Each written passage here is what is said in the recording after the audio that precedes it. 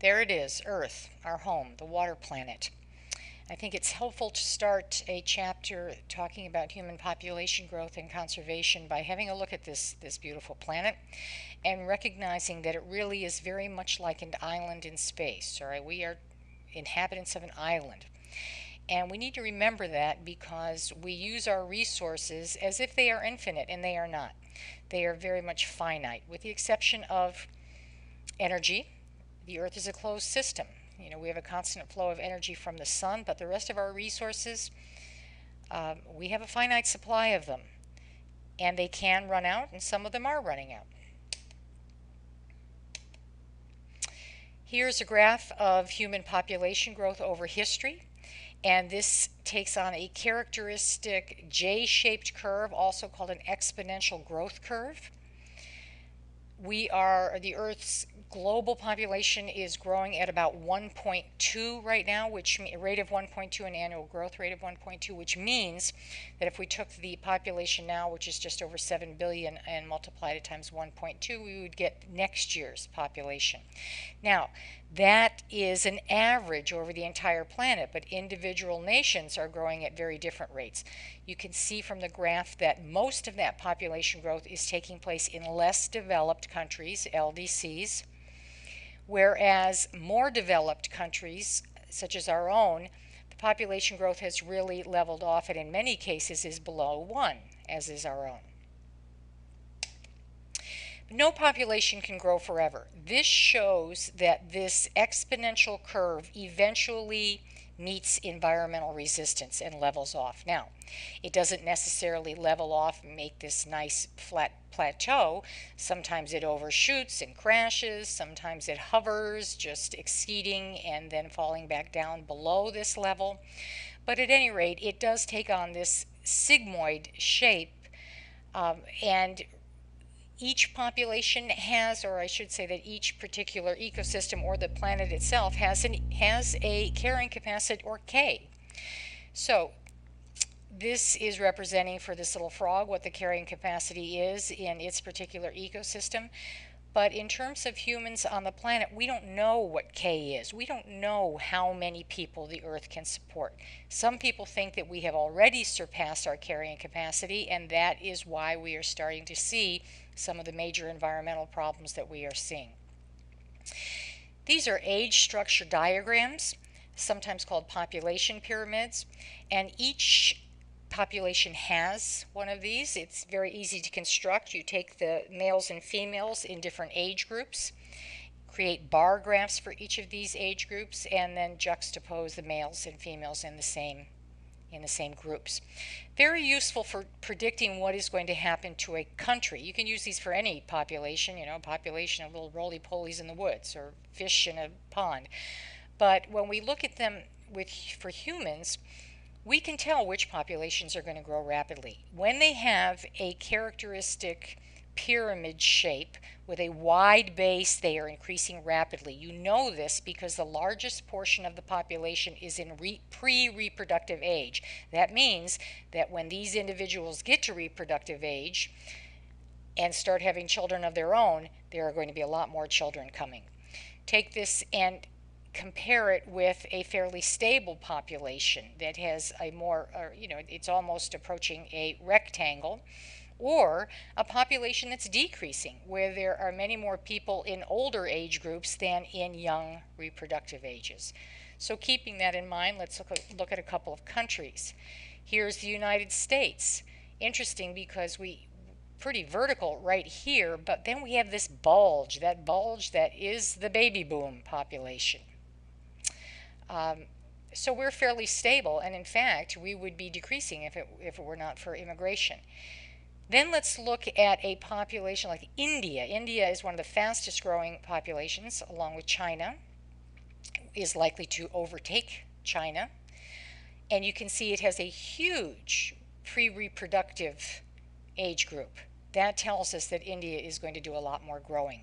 Looking at Japan, you can see that many more older people than young people, and indeed Japan is shrinking. So let's look at these resources. Our resources on the planet fall on a continuum, from those which are truly renewable to those which are non-renewable. And then those that are in between. So our renewable resources, sunlight, wind, wave, geothermal, you know that these are the resources that we've been talking about for decades that we need to develop more of because we cannot deplete them, and they are non-polluting. Our non-renewable natural resources, however, the top three here, the fossil fuels, named because they are made from organisms, the remains of organisms that lived millions of years ago. These top three, crude oil, natural gas, and coal, these are the ones that we are heavily reliant upon, and they are non-renewable. There's a finite amount of them. They are not going to last forever, and they are also very polluting. There are other non-renewable natural resources, also other minerals that we use. Aluminum, for example. Nice thing about aluminum is it can be recycled over and over and over again. And then let's look at those that fall in the middle here. It may be surprising to you that we usually think of water as a renewable resource. However, if water is not properly managed, it can be mined in one location, and that means used up faster than it can recharge or replenish from rain. We can also pollute it to the point where we either don't have the technology to fully clean it up, or the energy required to clean it up would be so tremendous that we don't. So in our soils, we can deplete our soils. The Dust Bowl in this country in the 30s saw the topsoil blown away because of poor agricultural methods. Trees we think of as a renewable resource, and that's true as long as they are managed properly. They are not cut down and used faster than we can regrow them. Here's an interesting concept, our ecological footprint. You will be calculating your own individual ecological footprint this week. We can calculate them for individual people, and we can also calculate them for nations, but they are specifically the total area of land and water needed to produce the resources a given person or population uses, along with the total amount of land and water needed to dispose of their waste, expressed in hectares, which is simply 2.47 acres as a point of reference. Love this image, this huge human footprint. And you will be learning what are the different things that make up your ecological footprint.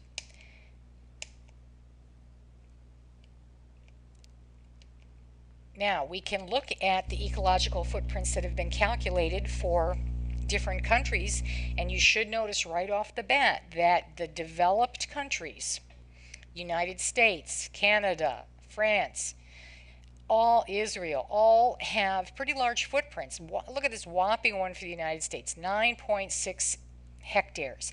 The world average is only 2.2 hectares. So here we are with only about 5% of Earth's population using 25% of its resources. And this is typical of developed countries. The wealthier a country is, the more developed it is, the larger its footprint tends to be. Along with wealth comes consumption of resources. Now, we looked at this a little bit earlier in the year when we were talking about the sustainability project, but I want to bring it up again because the conventional view of economic activity, I think pretty accurately represents how we view the way things work in the United States, for example. Okay, we have people living in households. They provide the labor for agriculture, industry, businesses.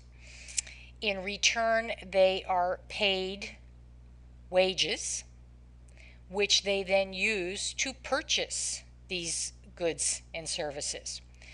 This pretty much sums up our view of the economy. But it's a very limited view because it is not including the very important ecosystem services that support this entire economy. You would not have agriculture. We could not grow crops without the pollinators, for example. We would be up to our ears in waste if we didn't have the decomposers, fungi and bacteria and detritivores breaking down that waste. We wouldn't have the raw materials we need to continue making our products if the wastes were not recycled. So really it is important, and this, when you're thinking about sustainability, it's important to remember these ecosystem services because they are given to us for free. The problem is that because our current market economy doesn't value them, doesn't put a dollar value on them, we tend not to value them. When you buy something at the store, the price that you are paying doesn't include these costs. They're considered externalities. And here are some of these ecosystem services that intact ecosystems provide for us. For example, regulating atmospheric gases, maintaining the ozone layer up in the stratosphere, which protects us from ultraviolet radiation, balancing carbon and oxygen in the carbon-oxygen cycle so that producers can take in that carbon, trapping energy for the rest of us, and also providing us with oxygen. You can read through all of these, and you're going to be looking at the Millennium Ecosystem Assessment, which took a good deep look at the state of our ecosystems. So let's talk about a few resources. These maps show some of the things that are happening to our land. We can see this heavily developed eastern seaboard is suffering from a lot of erosion and coastal development. You drive down the eastern seaboard and it's hard to get away from concrete. This is very important. We fill in wetlands, which are highly productive. We put down asphalt and buildings and concrete, which don't allow recharging of rainwater and into the groundwater. We end up getting in trouble now with climate change along these coastal areas.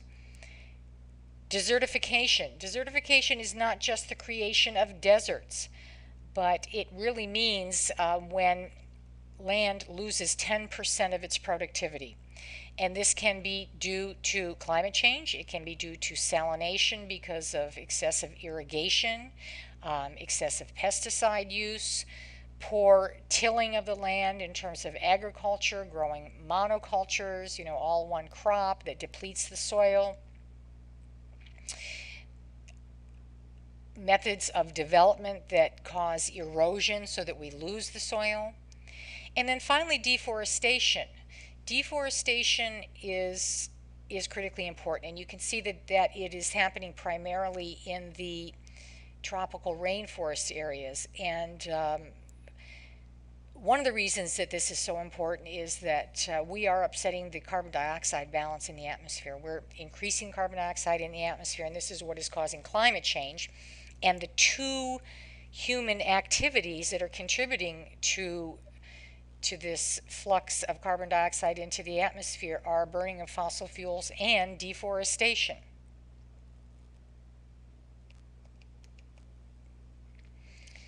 Taking a quick look at our water resources. Many people are beginning to call water blue gold and say that the wars in the future are not going to be fought over oil, but will be fought over water resources. If you have family and friends that live out west, you know that there's already a lot of conflict right here within the United States over water. Out there, the Columbia and Colorado rivers are diverted so many times that the Colorado is barely a trickle when it reaches the shore. What's important to remember is that although we live on the water planet, that the vast majority of the water on this planet is not accessible to us. It's salt water. We can't use it.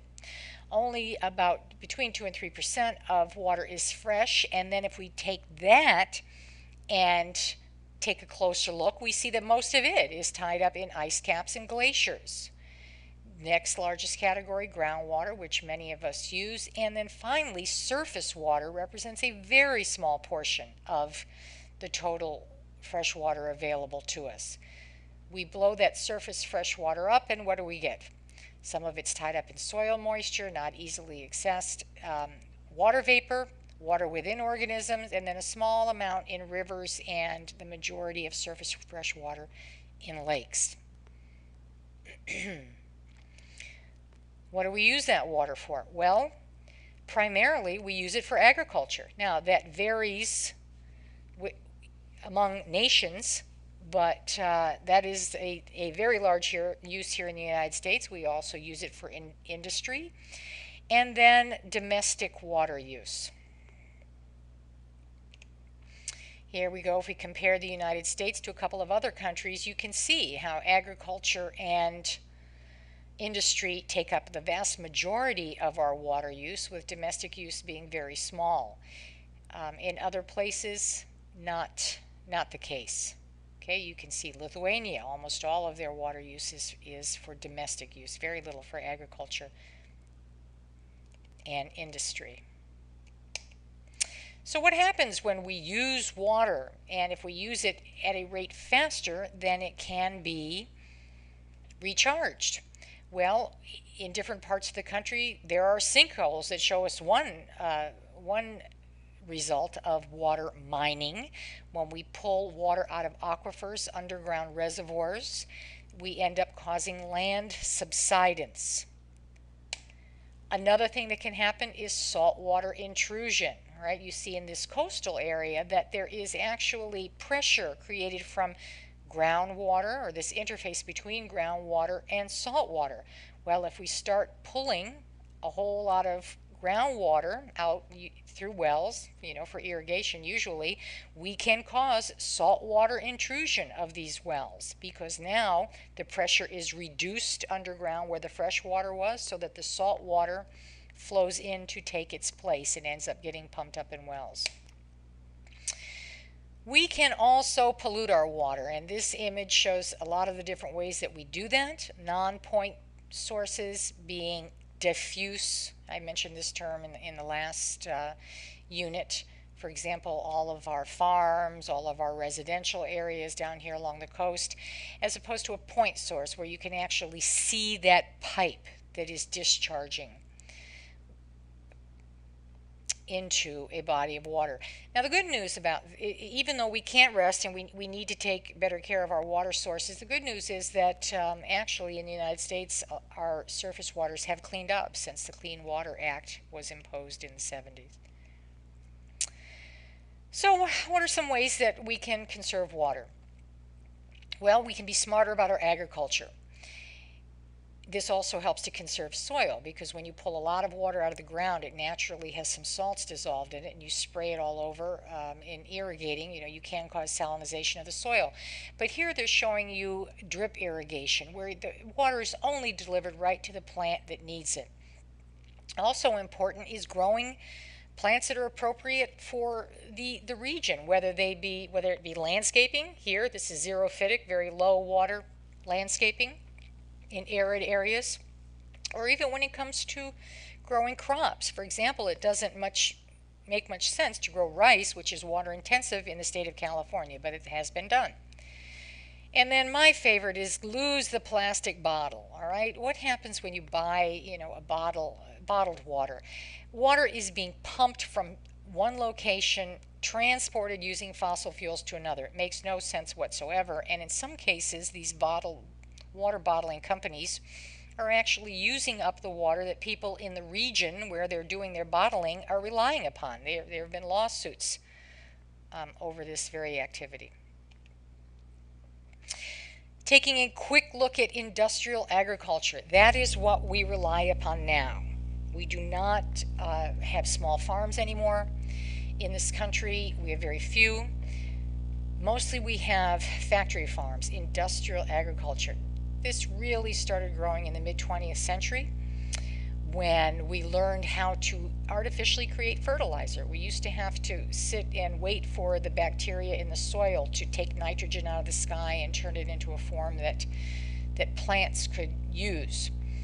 But we learned how to circumvent that with something called the Haber process just after World War II. And what was wonderful about that is that we started to make the same land area much more productive. However, it does come at a cost, and that is it is very energy intensive. The fossil fuels involved in the Haber process, in the large mechanized equipment that we use on farms, very energy intensive. Another problem are the monocultures, these large crops. If you drive out the Midwest and the West, you see primarily corn, wheat, soybeans. Those are the big ones we grow in this country. And they deplete the soil. They deplete the soil and they encourage pests. They encourage pests because when you have a big smorgasbord as far as the eye can see, when a pest comes along that utilizes that food source, it encourages them to reproduce. So what do? We use pesticides. And pesticide use is one way that you can directly observe natural selection today, evolution. And that is because as we spray the pesticides, we end up leaving behind those insects that are resistant, naturally resistant, and those are the ones that are left to repopulate the area. So what do we have to do? We have to find stronger, more, newer pesticides. This is called the pesticide treadmill. These CAFOs, these concentrated animal operations, people have ethical objections to them, but they also create a lot of pollution. And you can see here these cattle wallowing in their own waste. This creates runoff into nearby water sources that undergo then what's called cultural eutrophication and hypoxia.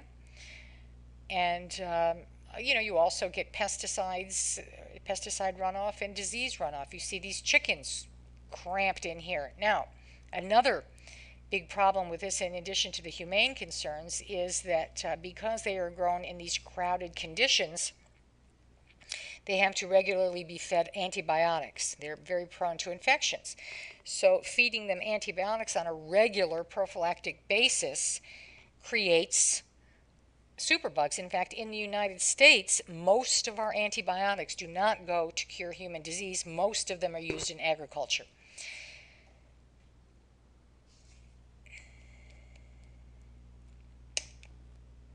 By contrast, sustainable agriculture uses polyculture, grows a variety of different crops together, or rotates crops.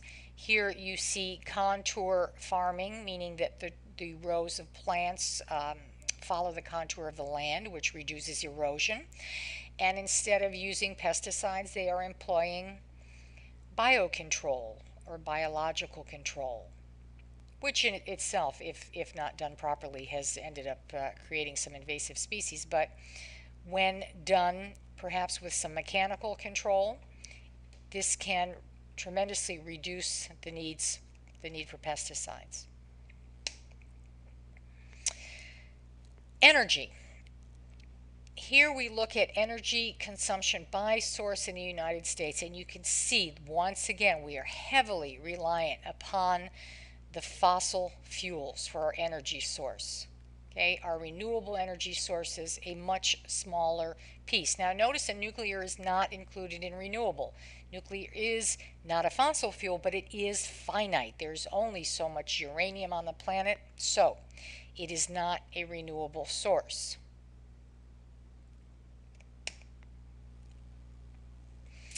Now, what again is the problem with fossil fuels? Well, they are finite. They are running out. But they are also causing climate change. Climate change results when small molecules like carbon dioxide, water vapor, chlorofluorocarbons, nitrogen oxides, and by the way, nitrogen oxides are a byproduct not only of fossil fuel burning but of nitrogen fertilizer use. When these small molecules start building up in the atmosphere, they trap the re-radiated infrared or heat energy in our lower atmosphere, and this is what is causing climate change. And you can read over this list of impacts of climate change. We are already experiencing them in increased frequency and strength of storms, for example. There are people on the planet that are already being displaced by rising water levels, for example, in the Maldives Islands. Bangladesh, people have already been displaced. And unfortunately, the people who are being displaced are not those who are really contributing in any great way to climate change. In the movie Power Surge that you're watching this week, you're going to look at this climate wedge game. What is the idea here? If we look at carbon emissions in billions of tons per year, we can see how they have been increasing since the mid-1950s. Now, if we delay stopping greenhouse gases, this is what will happen to the carbon emissions.